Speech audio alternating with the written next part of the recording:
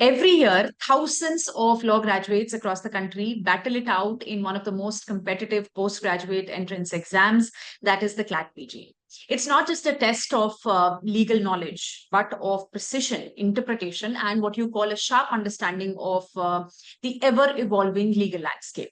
Today, we are joined by someone who cracked this challenge with remarkable finesse. Meet the CLAT PG 2025 topper, Ms. Sunidhi Sachdeva, whose journey, strategy, and mindset can inspire every aspiring legal scholar out there.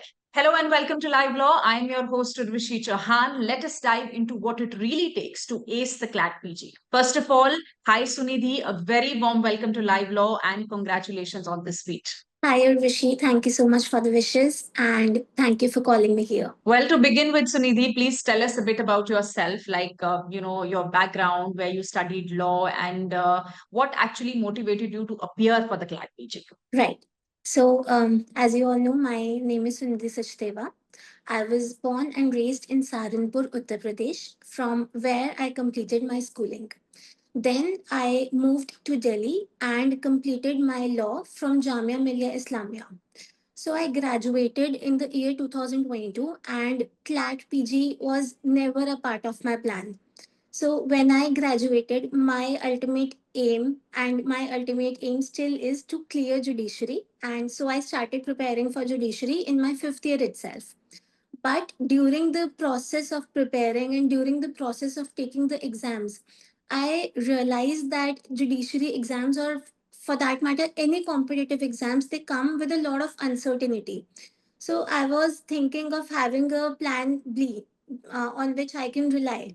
So that's how I got struck into CLAT PG and I took the exam, and fortunately I was able to secure All India Rank 1. Wonderful, wonderful. That's great. You know very well now, CLAT PG, it really tests like in-depth legal knowledge, and that too across multiple subjects. So tell us, when you first began your preparation, what was like your overall strategy to, tackle such a vast syllabus? So I would like to clear one thing. I had appeared for CLAT PG last year also. I was well aware of the pattern, and there I had secured All India Rank 50. But then I could not take up the seat because I had some of my judiciary exams lined up. But this year, when I filled up the form, I was determined to do something about this exam. So I prepared my strategy accordingly. I filled up the form in mid October after my Haryana results came. I could not make it to the finalist, and that was the turning point. Like, I thought that I should have a plan B. So that's when I filled up the form and I started preparing for it. I did not have much time. It was just a matter of 1.5 months. So my strategy was that I analyzed the previous years first. I had already analyzed them during my first attempt, but then I analyzed it again and I got familiarized with the pattern. I analyzed and saw what questions are being asked from what topics. Like, they ask mainly from constitution, jurisprudence, criminal law, contract law. So these are the important subjects from where they ask core conceptual questions. Whereas there are some other subjects like environment law, labor law, taxation law. From there, they do not ask any conceptual questions. It's more of a bare act based kind of pattern. So I categorized these subjects, in which subject I need to have what conceptual clarity. And then I began by preparing those subjects that I had not prepared for my judiciary. So in judiciary, if one is preparing for judiciary, one is fully aware of the criminal law, contract law, property law. But they do not ask subjects like property, like taxation law, labor law. So I specifically prepared for these subjects in the time that I got. And for these subjects also, my strategy was not to do a cover to cover Barak reading. I did not have that much time. So I did a superficial reading of the Barak, and then I supplemented it with the landmark cases, some recent cases if there are any.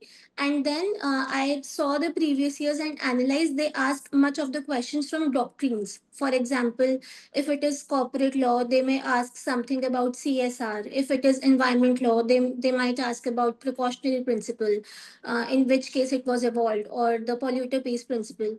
So I specifically targeted my preparation towards the previous years, and then from the previous years, I studied the topics. So that was my whole soul strategy. Okay, very well. So previous year question papers, like you analyzed them a lot.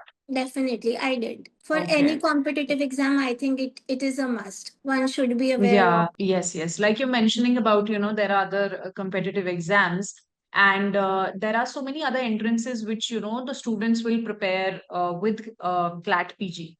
Like, there is IELTS and CUET PG, Jamia, etc.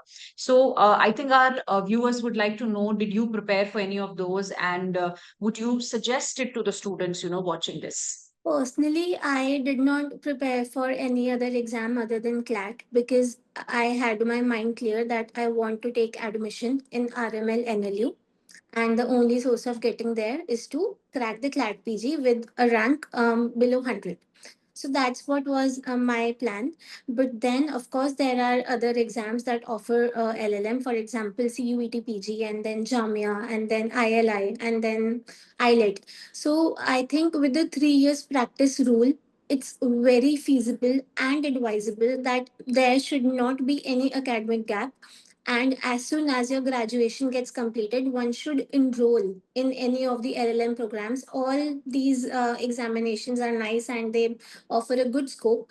So I think it gives a wide range of options to the candidates to appear for various exams and to see what fits them best. Yeah, and also keeps a backup ready for you, I guess. Yes, definitely. And that's what I regret, that I should not have, taken a drop of 2 years. I should have completed my master's as soon as I left the law school. But that's okay. But that's okay now. I think you'll be able to Yes. manage everything well in future now. Yes, yes. Like this is one of a very good tip I think that you have given for the students, that with the 3 year rule that has come for judiciary now, the 3 year practice rule, students can not have, it's better not to have a gap.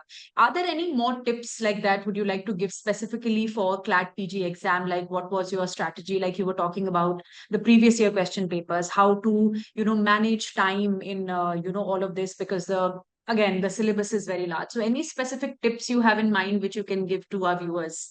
Yeah, definitely. So, see, I do not have any strategy or any timetable that I can give, but then with the experience of taking the exams 2 times and taking multiple judiciary exams, one thing that I would like to clarify is a lot of students they chase the judgments. After I got All India Rank 1, I got multiple messages on LinkedIn, on Telegram, and personally also. People are asking that how many years judgment they should prepare. So there is no fixed answer to it. CLAT PG is really unpredictable. They can ask a question from a decision of 2025, or maybe of 2024, or maybe of 2013 also. So you cannot prepare all the judgments that have been delivered by the Supreme Court. But what you can do is that you can get a conceptual understanding. So my advice always is that chase the concepts and not the judgments. The judgments are there just to enhance your concepts and not to substitute it. So if you are well aware of the concept, even if you have not read the judgment, you will be able to solve the question with the basic conceptual understanding that you have of the particular topic. So that is the first tip that I would like to give, that one should be clear of the concepts first, and then to enhance those concepts one can go behind the judgments. You can read the judgment, yeah. Yes. And secondly, on the exam day, there is a lot of pressure because CLAT PG is too wide. It has 120 questions, and the students get 120 minutes.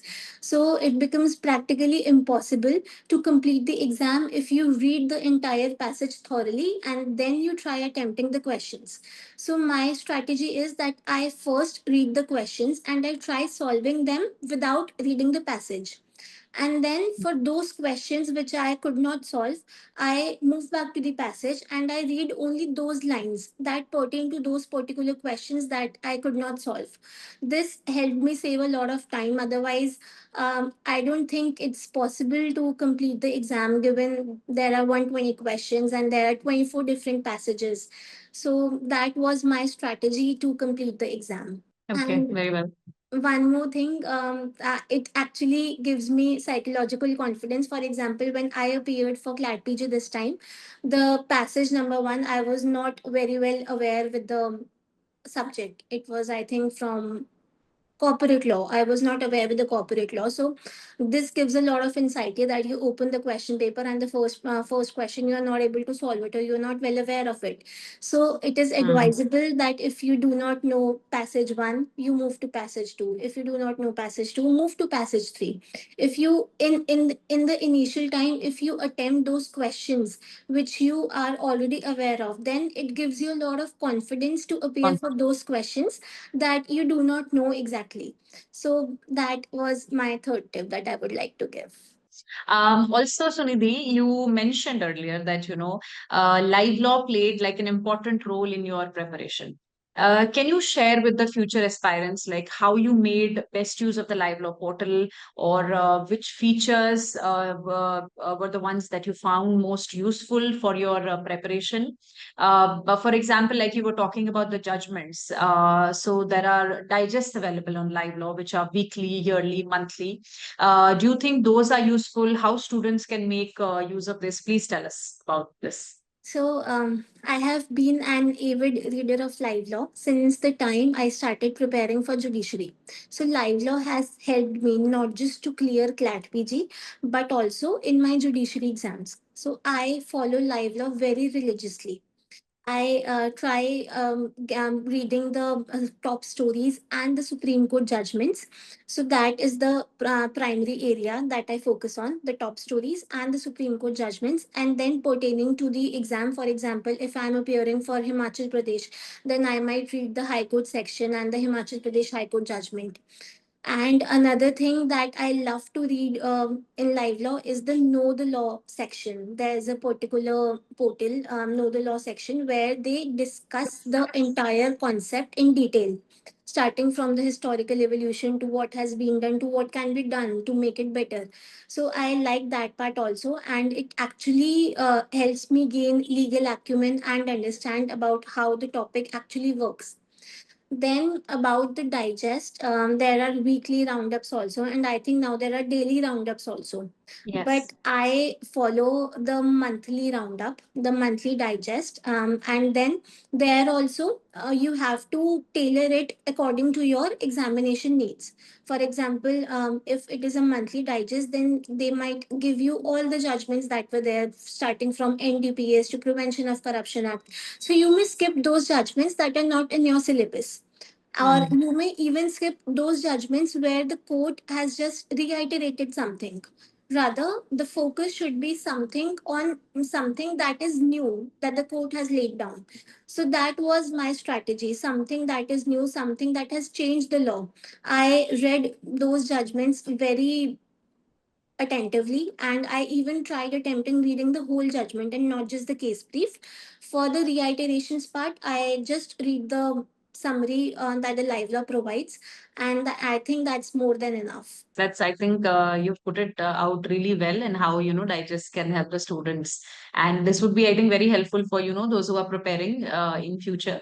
They would know about, they should also go through the portal, and this can help them.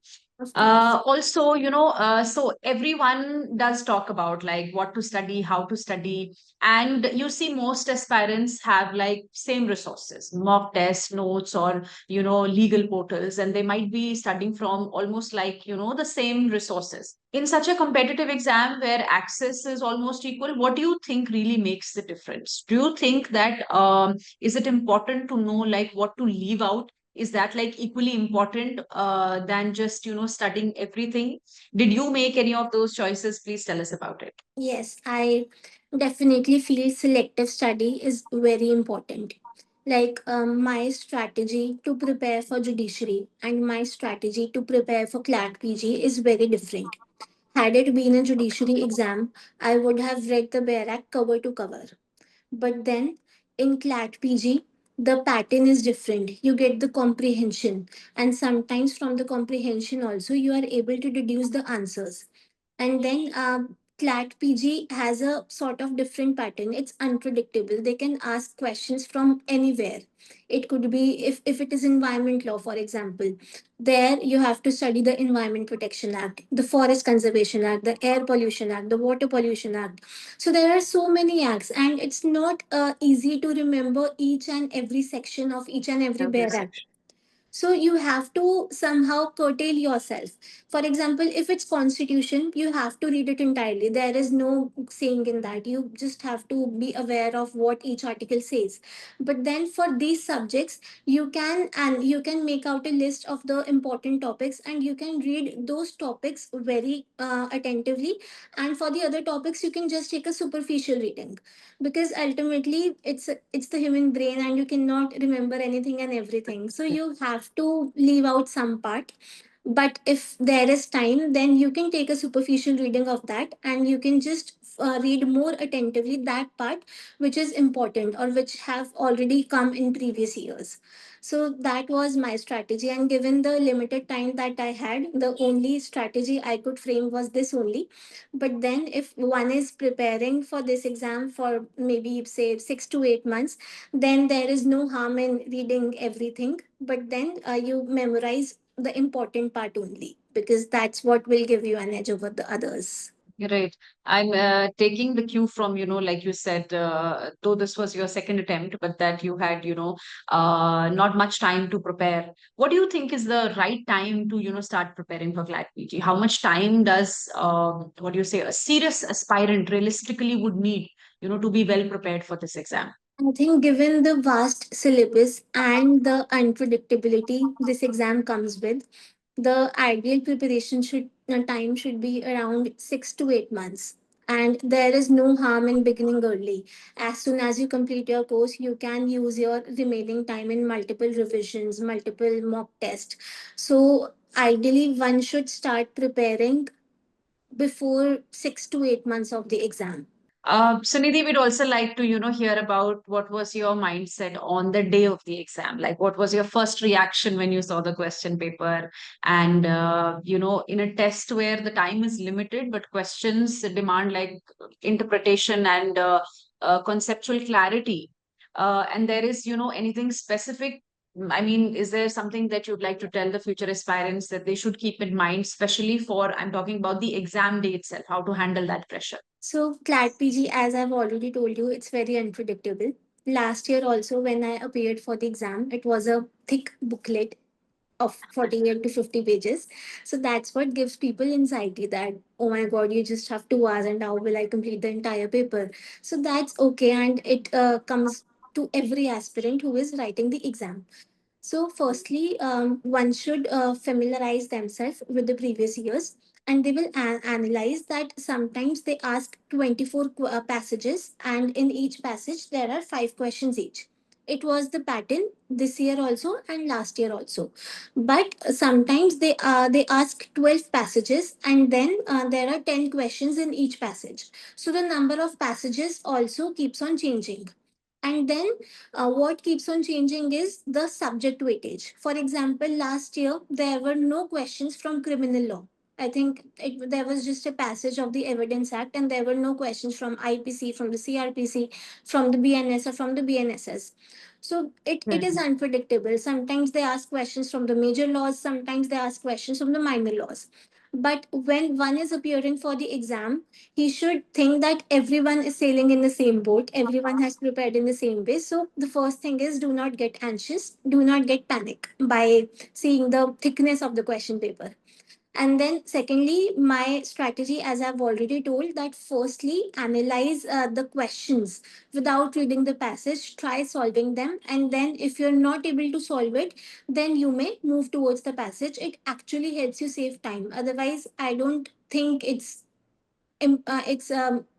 possible to complete the exam.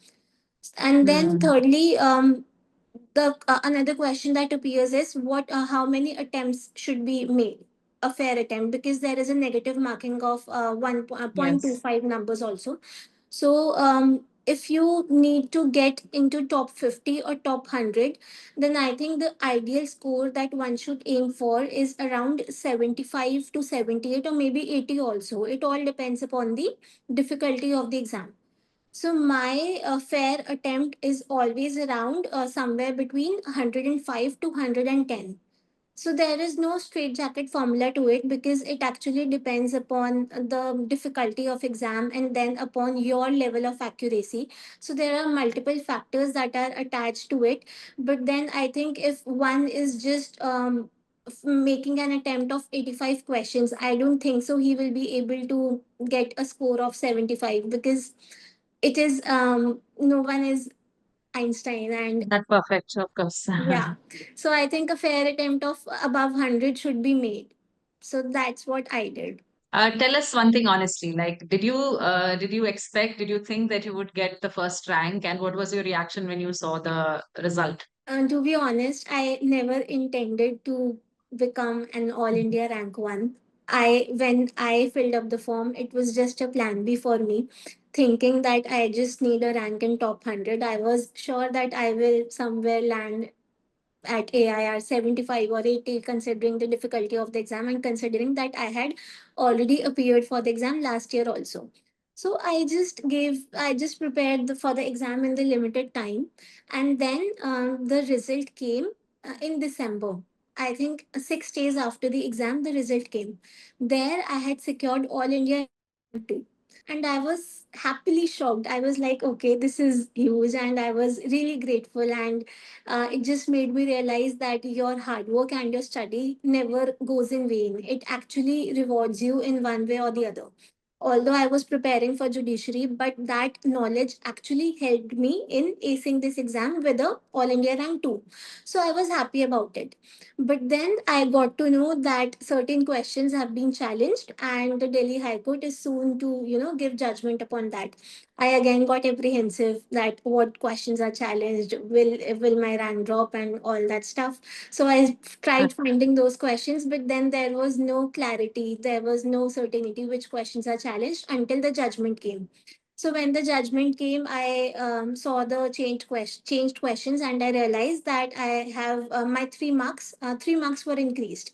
So I was like, okay, but then again, I was not sure of the rank. I was apprehensive that I just hope that it did not drop. It Doesn't go should down. not drop. Yeah. So then the result came and it was All India rank one, and it was such a surreal feeling. Like AIR one is different, or although AIR two was also nice, but then it's like you are on the top. So it's very overwhelming, and I'm really grateful. I did not expect it, to be honest. Wonderful. That is so wonderful to hear from you. And we are very happy for you. Congratulations once again. I'm Thank you. sure it Thank you so must feel much. surreal, like you said, and I think you very well deserve it. Thank you. Going ahead, you told us a little bit about like you're preparing for judiciary also. Tell us like what are your future plans? And for aspirants like those who appeared and cleared the CLAT PG, they might be going through the counseling process. For their knowledge, please tell us how should one go about choosing a college?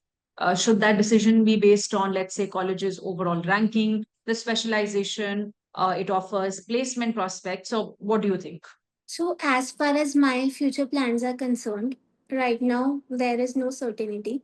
I would definitely not stop for appearing for the judiciary exams. I would continue making attempts for judiciary, but simultaneously, I will enroll myself for LLM. I have already enrolled myself for the LLM, and I think the classes are yet to begin.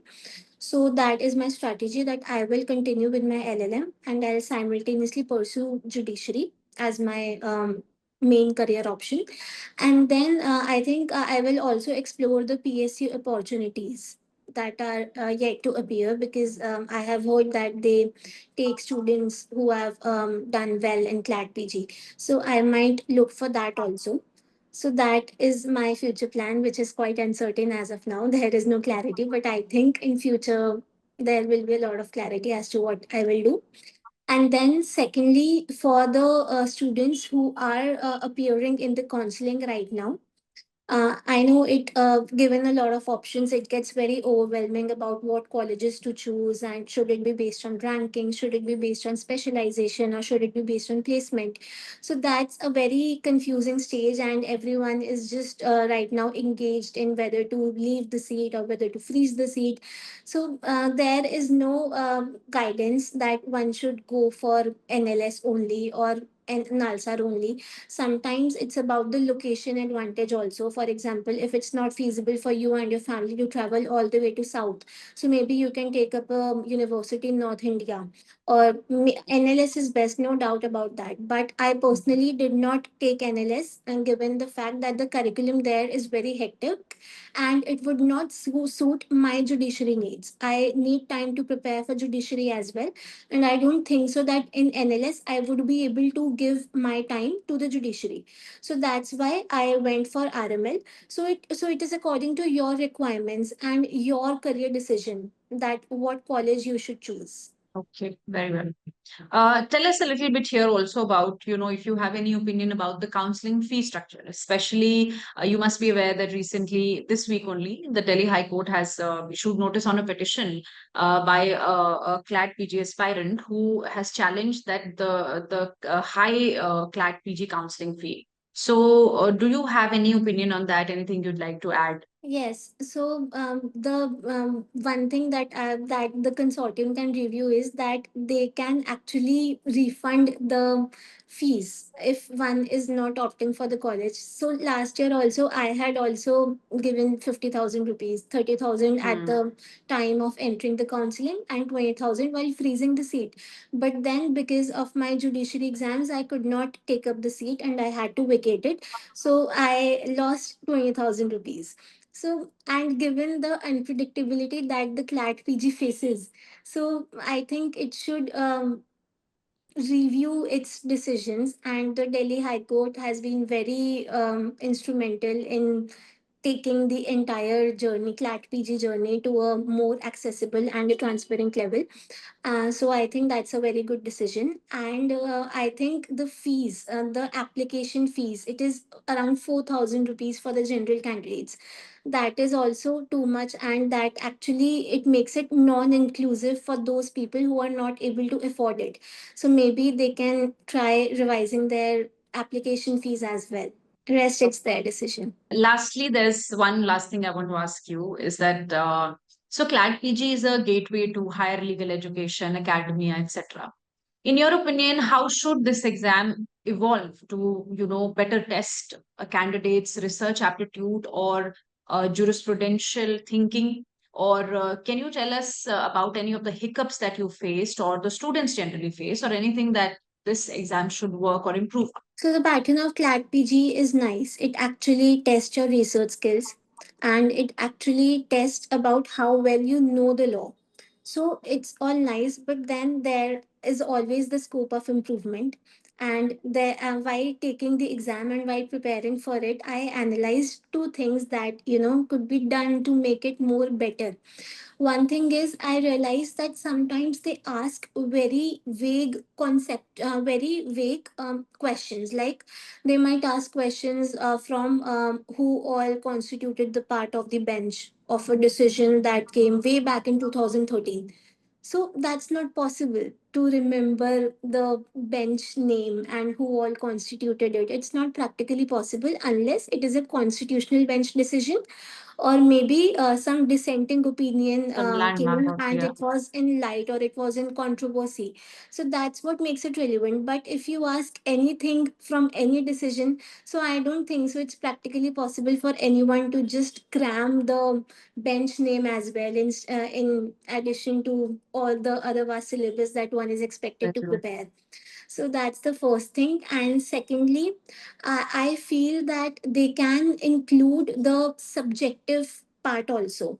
For example, it actually develops your legal acumen, and it can actually help the consortium to see that what is the legal acumen of the candidate by asking questions like they can give a problem based question of murder, and they can give various circumstantial evidences, and then you have to appraise those evidences to see that if the person is going to be convicted or acquitted.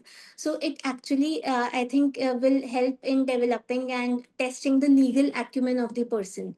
So that's another thing that could be done to make it more better. Wonderful, Sunidhi. Thank you so much for your time. Thank you so much for sharing your wonderful views and your pattern, your strategy, etc. I think this will be very useful for the students, those who are working and juggling through so many things, and those who really need a roadmap sometimes. And it's those who stand at a pedestal like yourself with the first rank, and their words can always inspire so many students, those who might be in distress, and a lot of things that an exam brings. So thank you so much. We wish you all the very best for your future journey, and may you continue to get such wonderful ranks and accolades in your future. So thank you so much once again, and thank you for coming and having this chat with LiveLaw. Thank you. Thank you, Urvashi. Thank you for calling me here. I'm really glad. Thank you.